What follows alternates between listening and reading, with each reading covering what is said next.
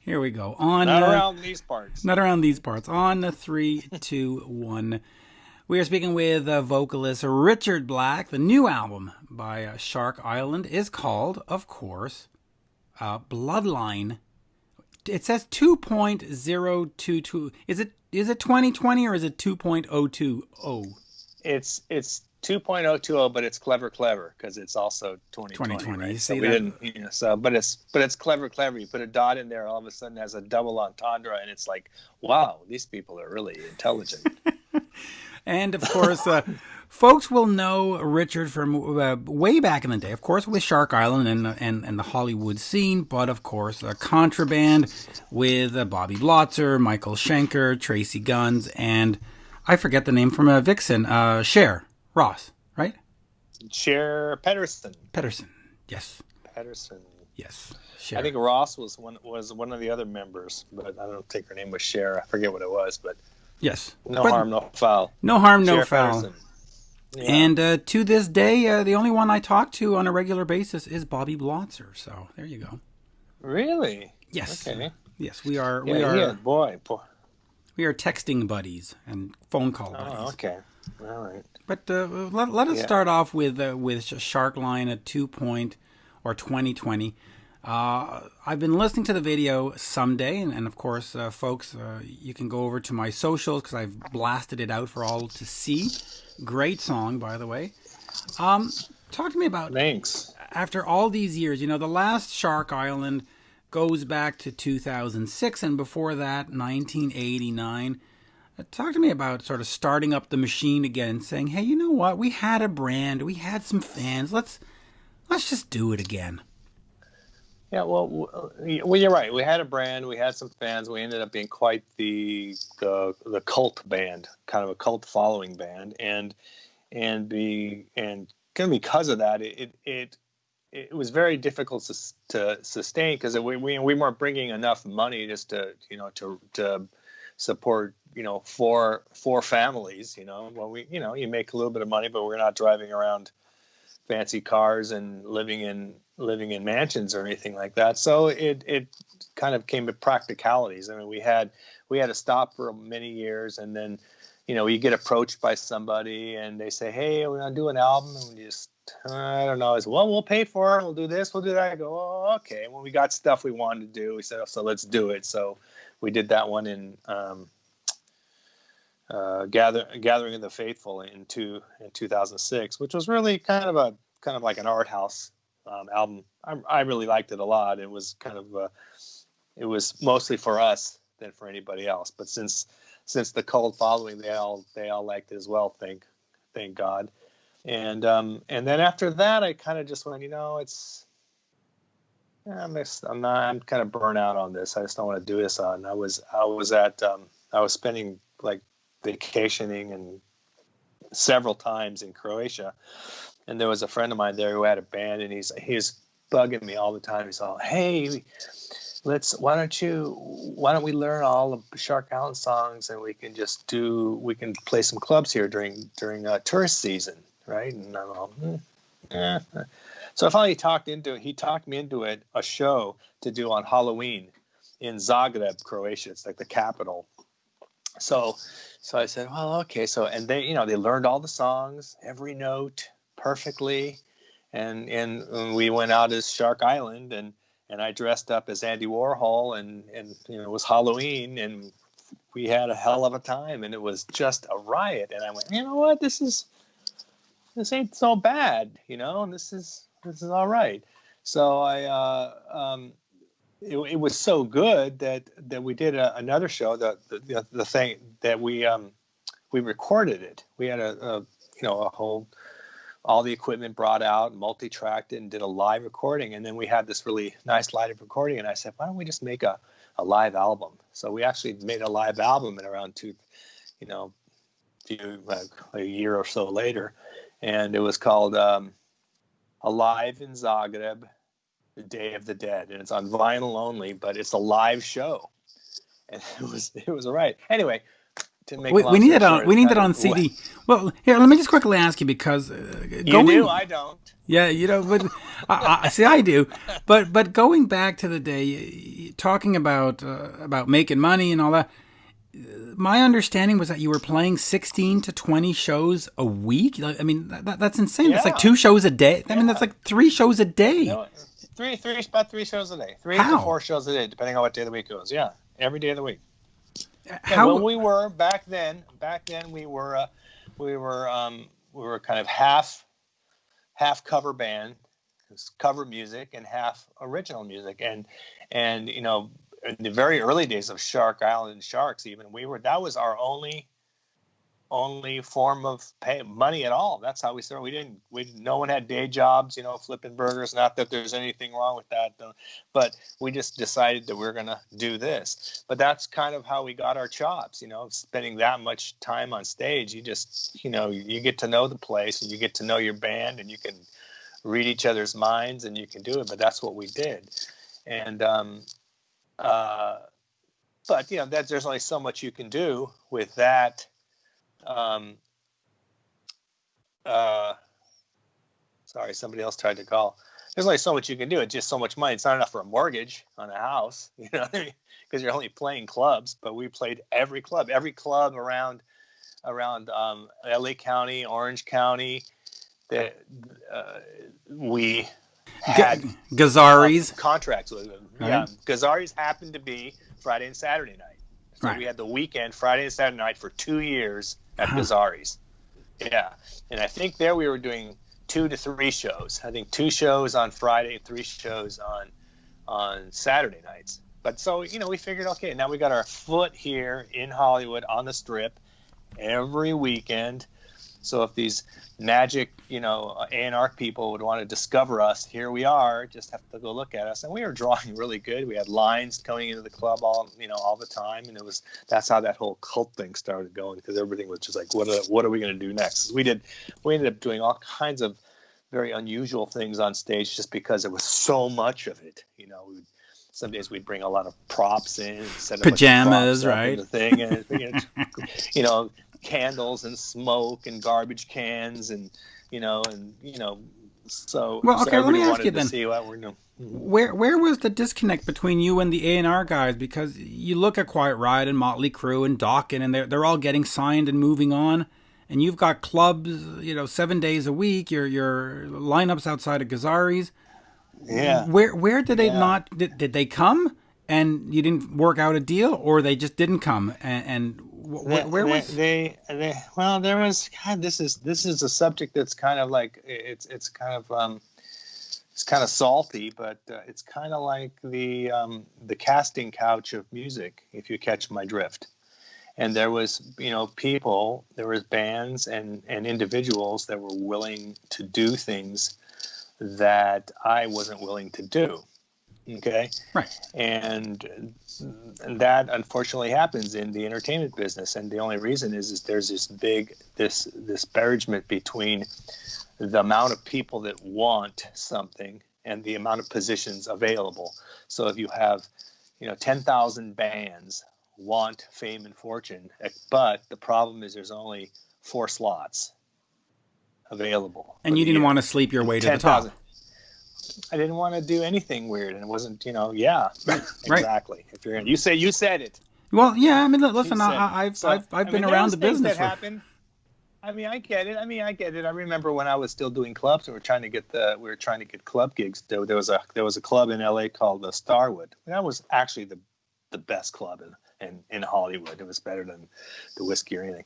And I remember one time the owner of the manager of Starwood wanted me to go with him to a dance club after the show down the street in West Hollywood.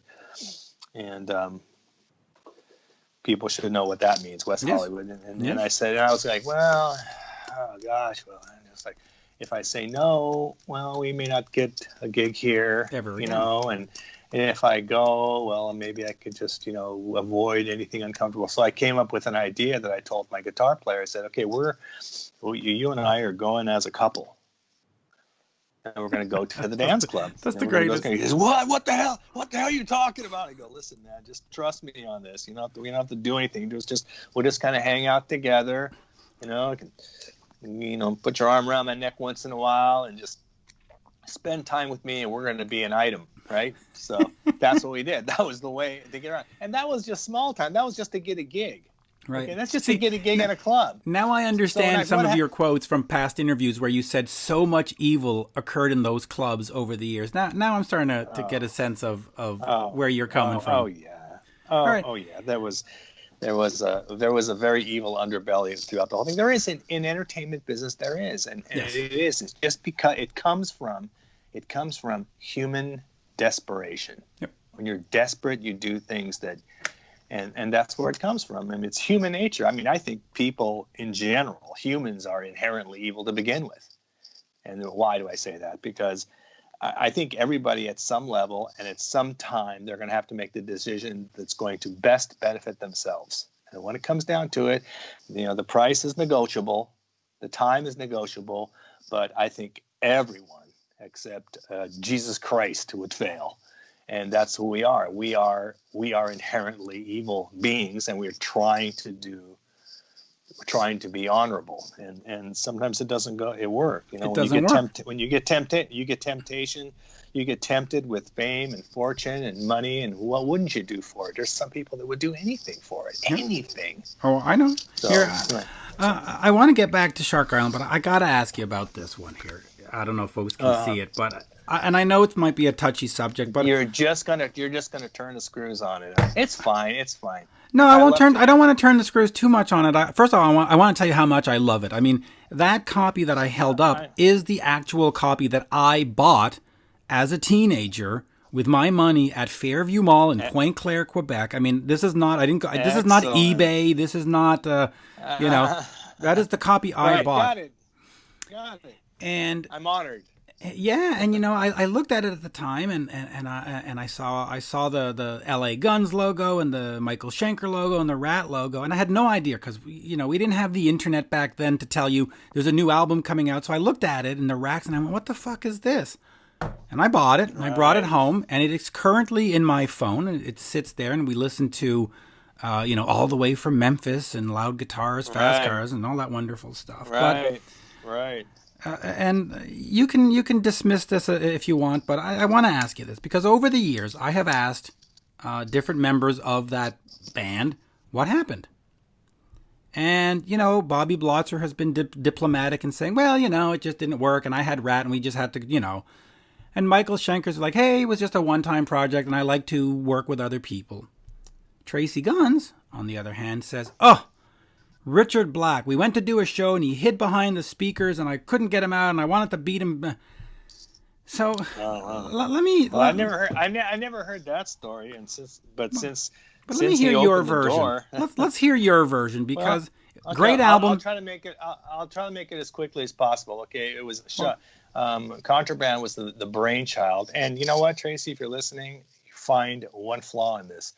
And it was the brainchild of our manager at the time, which also happened to be managing LA Guns, Rat, Shark Island, MSG, Vixen, and some others. So he decided to put together was that Obi Steinman? No, it's from Vixen. You said no. Who was managing at the time? Well, I'm not going to even go there. Okay, we don't have to. It doesn't matter who it is. You tell the story as you want. It's just a person that we all know. Okay, and I thought at the time, again, that desperation comes in. I'm thinking, this is really great. We just got finished one pretty good album here, and now my manager decided to put this together, this promotional gimmick together to further everybody's respective albums. And I went, sounds good. That sounds good. So it started off with, let's just record an album. Here's the guys. We're going to just record it. We're going to farm out some songs, get outside writers to write these songs. We'll pick the songs. Everybody goes into the studio individually, records their parts. We put an album together, and that's the album you're holding in your hand. And then after that, it was like, we're going to have to do some kind of promotion. So he said, well, why don't you go? We're going to go out and do some publicity promotion, where you just basically go around and interview, much like you and I are right now. And we did. It was an international thing. Me and Cher went out and did that. And then we came back and said, okay, well, we're kind of working on a tour. And meanwhile, I'm going, wait a second, when exactly do we record our album, the Shark Island album? That's what I really want to focus on. Oh, that'll come. Don't worry, that'll come. But we're going to do this concert, this tour together. So they put together a tour with, get this, Contraband headlining over Rat and LA Guns. Okay? And I'm thinking to myself, what? Contraband is a nobody, Rat. Yeah, but some of the parts. They are monsters. Yes. So, Rat was a monster band. And you know what? LA Guns is a monster band. Right. I don't care as much as, however I feel. I mean, when I see them, you can't appreciate LA Guns until you see them live. You can't even appreciate it. I mean, the records do them no justice, but you just see them and you just go, holy, wow! I agree. I agree. So here we are. We have supposedly the headliners, Contraband, and the members in the Contraband are in the opening acts.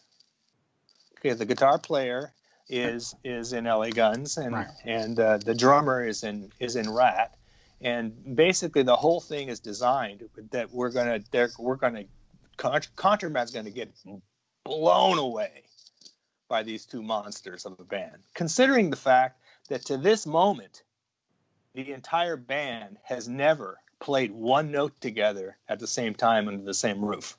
Never. We've never played, never jammed, never did anything. We just came in and we did our recording separately. Everything was recorded separate. And as the dates were approaching, I was talking to the manager. I go, look, we need some rehearsal time if we're going to do this. And he goes, oh, no, don't worry. No, they all know their songs. Okay, we're going to try to get some rehearsal. It was always pushed under the rug. And then it came down to opening, the beginning of the tour. And still, the band has never played together. And Cher wasn't even in the band. Because Rat wasn't too keen on the idea of having Cher on their tour bus. So they just picked up the bass player also from Rat. So now we have so you can see this conflict of interest. Meanwhile, I'm on my own.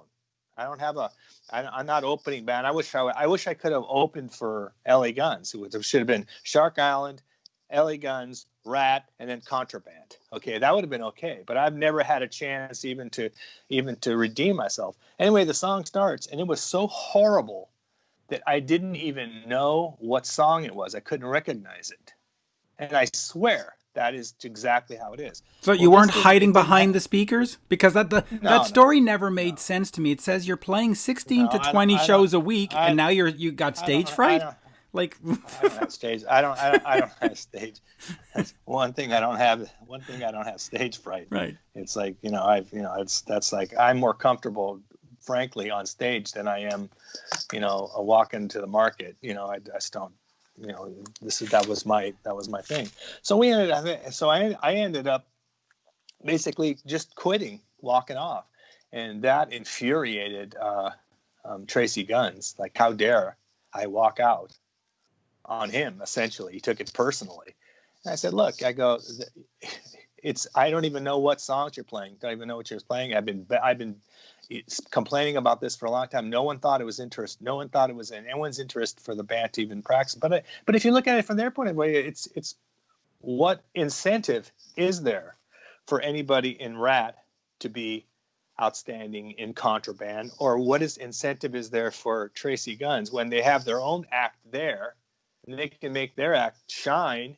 And this is just unprepared. We were worse than amateurs. It was a complete joke debacle. That's what it is. I didn't hide at all about anything. There's no reason for me to hide. But afterwards, he tried to bum rush me in the dressing room and stuff. And it was just like, it was an ugly scene, and it was pretty much, it was certainly the end of the relationship with the management company, and also for the record company, for that matter, because he was in charge of the record company as well. So I lost management and record company in one fell swoop. I don't know what else I could have done differently, besides just completely, be okay and with humiliating myself with absolutely nothing. I would have rather, frankly, I would have rather stood on stage with nobody else and sung the album a cappella with no music. I would have been more comfortable with that. At least I could know what's going to happen. But if you have a bunch of people that were already kind of probably been drinking, they just got finished with their shows, they unwinded, now they're ready to go, and now we're going to come on here and do Contraband. Contraband what? Who is Contraband at the time? There were nobody really. It was just a flash in the pan. So that was it. But I had to make a decision. I made too many decisions up to that point for me to even turn around. I couldn't undo it anymore. I just went down a path I went too far. It was past the tipping point. There was nothing I could do at that point. There was nothing else to do. And that was kind of it. I ended up just walking away from music for, a year and a half with just no interest in it at all anymore. Just completely just disillusioned with everything, So Well, and that's listen, it. if this helps, Okay. 25 years later or 30 years later, I just want to say as a fan, thank you for that album, because it's a great album. And I don't care about whatever happened. It's 10 great songs that I still enjoy to this day. I still have them in my phone. In fact, I listened to one of them yesterday because it showed up in the playlist. It was Wow. Hang On to Yourself. And so I mean, 30 years ago it didn't work out, but there are still some of us that say, hey, because the vocals are great. I mean, the whole thing's great. Bobby's playing great. The guitars are great. Well, what can you do when you're welcome. Thank you very much.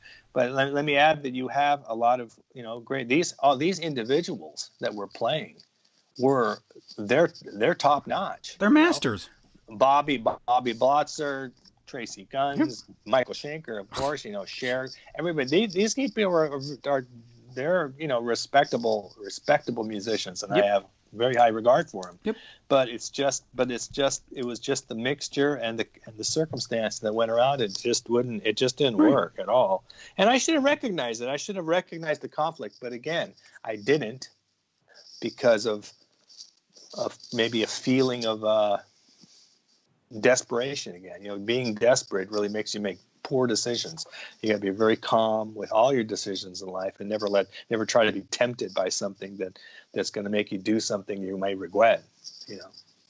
But let's talk about good decisions. A good decision is getting Shark Island back together and getting Bloodline and Bloodline 2.0 out. What does that mean for the band in terms of the future? Are you sort of doing this, as you said, like, Croatian vacation, summertime stuff, or do we see ourselves moving forward and having a whatever? I'm not going to say Bloodline 3.0 because that's, but you know what I mean, like another new album, and do you get that live album put out on all the streaming services for fans to hear? Do you move it forward? Yeah, or maybe we'll do that. I don't know if we'll look it forward. We have enough to do right now, especially in the condition of what's happening in the world right now. There's touring is out of the question, and in my opinion, may never return even in my lifetime. I don't know. I don't have very much hope for that. Well, stadium and arena shows are I don't know. I don't think they're happening in 2021. No, for sure. I'm not going. If the Rolling Stones comes to town and I'm one of 75,000, I'm home. I'm sorry, I'm home. That's right. There was a club out here in Southern California, in a Long Beach, I was told, and it's like, it's a little tiny club, and the way they decided to get around it, that they have the band playing inside the clubs with cameras and then TV screens out in the parking lot. So if you want to come to see the show, you go to the parking lot and the band plays in alone. Just absurd. It's absurd. Well, try that in Montreal in January and see how that goes. I'm in Montreal, so I'm not standing watching TV screens in fucking minus 30 temp. No. That's right. Nope. That's right. Maybe in California, but not in Montreal. Right. Yeah, no. I don't have any expectations, Mitch, about things anymore. And whatever goes. I didn't do this to try to make fame and fortune happen or anything like that. I really did it because of myself, and I just wanted to do it. And songs kind of come to me, unexpected, and it's a nice avenue. It's kind of cathartic to put them out there. Yeah, a little Things closure about, on the whole subjects, career. things. Yeah, it is closure. And even like you mentioned, this last song, we only added it to this reissue of the song, this Someday. So the first album, which ended up being quite prophetic, was actually a pre-COVID album. We finished it and put it out before COVID hit, and then Someday was post-COVID. We recorded that after. That was recorded to have an extra tracks on it so that we can re-release the record as 2.020. And that's why that number came in. So that's actually Bloodline 2.0 basically, and Bloodline only has 11 songs, but Bloodline 2.0 has 13 songs, so a couple extras and stuff. But again, that kind of cathartic idea was Someday, and it's about really directed to, a lot of men that I know, friends, call them their friends, they're guys, they're men, but it's about procrastinating. It's about procrastinating your life and realizing that, this isn't, a dress rehearsal, to use a cliche, and it's life is fired at you point blank. This is it. This is all you got. So if you have any plans on being a better person and a better man, or doing something extraordinary, something honorable, you better get to it before you die. Because we're going to die. We're going to die, and that's what the video depicts. Born to die. You're gonna die. I'm going to die. We're all going to die. No one here gets out alive, and that's just it. So, what are you going to do with it? What are you going to do with yourself? Let me just ask you this, and we'll wrap up on this. We're at half an hour. Your voice, like I said, Contraband. I love it, and I have it in front of me. And your voice is great. When you were in between gigs and stuff, did you do any of that stuff that we don't know about? Did you do voiceovers? Did you do commercials? Did other bands ever come to you and say, we need you to be like, or did you just sort of say, step away from it? And, I know you tried with Eric Ragno and a bunch of, I did nothing. Really? I got my hands full with a lot of things. We're up here in Santa Barbara. We have a rescue ranch, my wife and I, and we have 22 animals of all sorts. Many horses, goats, and donkeys, and well, the dog right next to me here is a rescue. See? Well, there you go. So it's I guess it's a really nice thing to do. So I don't have. I can keep busy with that, In fact, when even in the 90s, though, 94, 95, no, you were like out of the industry, period? Pretty much. I started getting into metal sculpture, because I was always been, into, mechanical things. And I had a whole line of metal sculpture pieces. And I was doing shows and exhibitions and selling things. I got pieces, all over the place. And that was very satisfying for me, building stuff. And it's kind of ironic because I went from like, quote, metal music to metal sculptor, even though I don't really consider Shark Island metal, really, but close enough, so metal to metal. And I started doing that, and I did that for, gosh, like 10 years or more. And I was just fine with it. I didn't care. It didn't matter to me. I didn't have to go,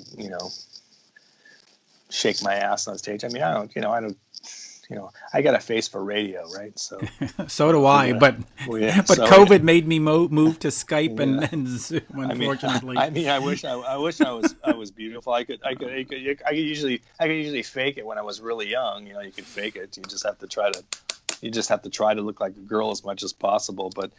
But at some point, it was like it was the whole charade was kind of silly to me. Like, really, Really? You gonna put some makeup on?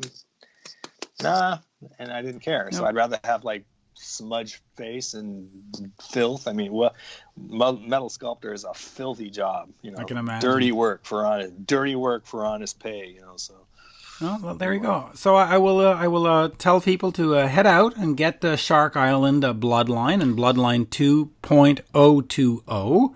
Make sure you get it. The songs are great. The songs are on YouTube as well. And again, thank you for Contraband. And you see, and I didn't even ask you about Axl Rose because I know that wouldn't go well. So we'll keep that for interview 2.0. It just goes under the heading of disappointment. There's just so many disappointments, and you know what, when something bad happens, it doesn't happen the way you want it to, right? I can deal with that. Okay, the thing I have the most difficult time with is the disappointment. The disappointment of it, that's what kills me. So that's filed with disappointments. So anyway. Well, hey, okay, you know thank what? you very much. But Thanks you know a what? lot. But Shark Island is great, and Contraband is great, and this interview has been great. You've been absolutely terrific, and thank you. I Well, can thanks. now. Sorry for all the mix-up with all that stuff, but you know me with these gadgets. I have now interviewed every member of Contraband, so I'm good. Well, good. If you talk to them again, I wish them the best, all of them, everybody. So thank you, Richard. Anyway, Absolute pleasure. Thanks again for the call. All right, take care. Cheers. All right, Thank you. All right, perfect.